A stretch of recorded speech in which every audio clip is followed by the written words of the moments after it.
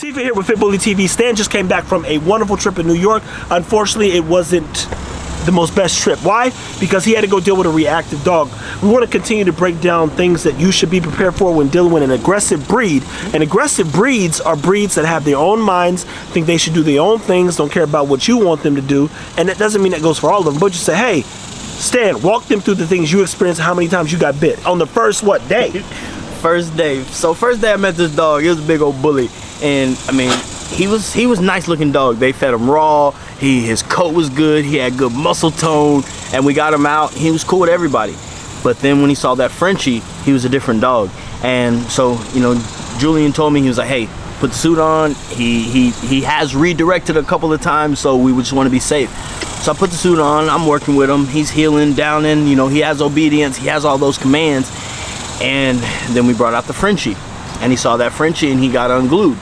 He hit the end of the leash, I corrected him, he looked back at me, he gave me those eyes, he was like, hey, do it again and see what happens. I was like, well, this is what we finna have to deal with. So he hit the end of the leash again, I corrected him, he said, all right, bet. So he comes up, he bites me here, I was able to get that right hand, bow, corrected him. He came off, jumped up again. I'm like, all right, we in it now. Just corrected him again. He was like, okay, the correction's coming from over here, I'm gonna come up here. I'm like, damn, bro. So I corrected him again, finally got him on the ground, bit me in the thigh. And now he's there, he has all four on the floor, he's punching in, and like now we're just in a stalemate because I can't get enough leverage. I gotta do some more workout, you know, this one here, but we didn't get enough leverage, so I couldn't correct him like I needed to. They even had an e-collar on him, he had a prong collar on him. He said the e-collar was on 125 and the dog didn't care.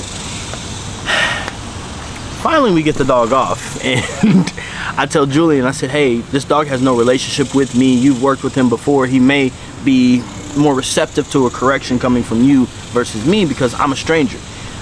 Pits, bullies, they were bred to do one thing. They were bred to go in a box and come out alive. But they weren't bred to bite people. No, they weren't. But they were bred to continue to go through when they feel any type of pain. So the e-collar, the prong collar, he felt pain, so he's like, hey, I gotta keep going. And in that instance, he's a good dog. He's a good dog because he didn't back down from that. But at the same time, when he's doing it on his own mindset, yes, there we go. That's the word I was looking for a good word. I know the words, that's what I do. I know the words. I gotta read a little bit more so I got this vocabulary. But you know, he was thinking on his own, and that's not what you want, especially a dog that is that powerful and can do damage and doesn't care about a correction. Here you go, people. So look, I know you guys have asked a few times, hey, and I've got messages. You know, what would stop you or make you get rid of a dog? When I'm no longer safe or I don't feel like I can control and protect the dog. Bam Bam is a dog who I could not trust. I mean, as I said before, he got me. You guys saw that. I still cannot feel this right here. Feels like if I was rubbing this right here, it just feels like nothing. The nerves in that particular part, it never really reconnected itself. They're gone. And it doesn't feel good to know that your own dog did this to you, all because he was reactive. Now, I've said in other videos that when a dog gets senile, it put it like this, it no longer cares. Yeah.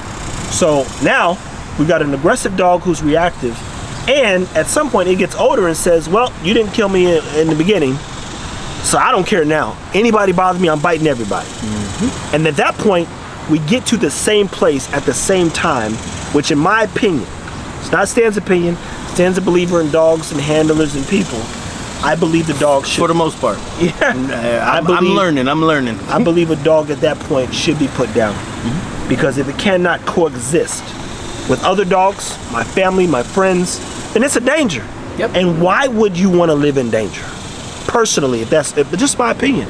I've lived in danger before. I've dealt with that level of stress. It does not feel good, and it brings about anxiety on you, you know? So now every time somebody walks through the door, you're a little anxious. This dog don't even know Stan, and all Stan was doing was trying to help it communicate better with his owners, and it bit you 4 or 5 times in one setting. Yeah, I mean, and it was some good bites too. I mean, I'm like, dang, bro, like we could actually teach you to do some bite work, like.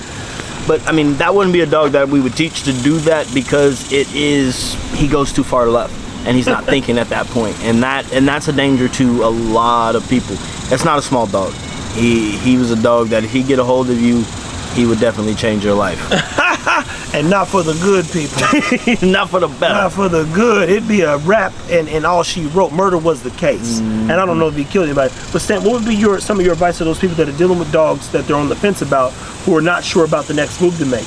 And remember, people, when you go into a dog shelter, which if you haven't, I would encourage you to visit one, you know, you don't see golden retrievers. Why do you think that is?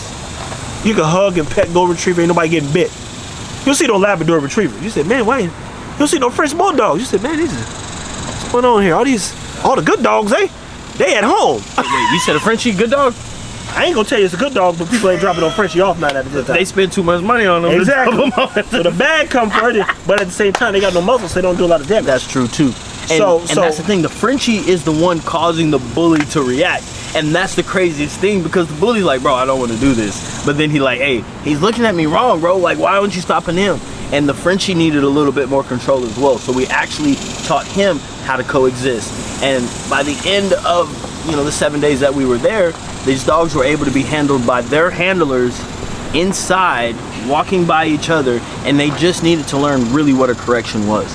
And that's the thing, they had too much freedom. The bully never been crated a day in his life. Oh wow. So we told him, hey, get a crate. This is the type of crate you need. This is what you need to do with him. You need to actually start playing with this dog. Get a spring pole, get a swift paws. It's a lure coursing machine. Get your dog's energy out, because if you don't, they're going to figure out how to get it out. And it's usually not what we want our dogs to do. So if you allow your dog to decide how they're gonna live in part of your life, it's gonna be stressful, and it's gonna be to the point where you can be screwed over at the end. People are in danger. But look, good and bad energy cannot be created nor destroyed, which means it has to be distributed. In that Luke Cage series 2 with the Bushmaster, he said, evil can't be killed, it only festers. Some of y'all don't know what that means, because y'all don't know the devil. I met him a few times. You can't kill him. So I repeat, shout out to everybody who's taking the extra steps to take care of their dogs and dealing with aggressive dogs. I don't have any interest in that, and we've done the video. I'm not dealing with that. I'm at a different stage in my life, and I know Stan is too, where I don't have no interest in dealing with dogs that cause me a headache or I have to watch out for. I don't want the drama. Nope. It is not for me. The most peaceful thing was to have Boot in New York City. Guys, so, we'll do some more videos on managing aggression, dealing with aggression, correction, hoodlum ass dogs, baby kids, and all them dogs that you enjoy because you want them to be able to chew somebody up if they walk through your door. But for now, guys, just take care of your dogs.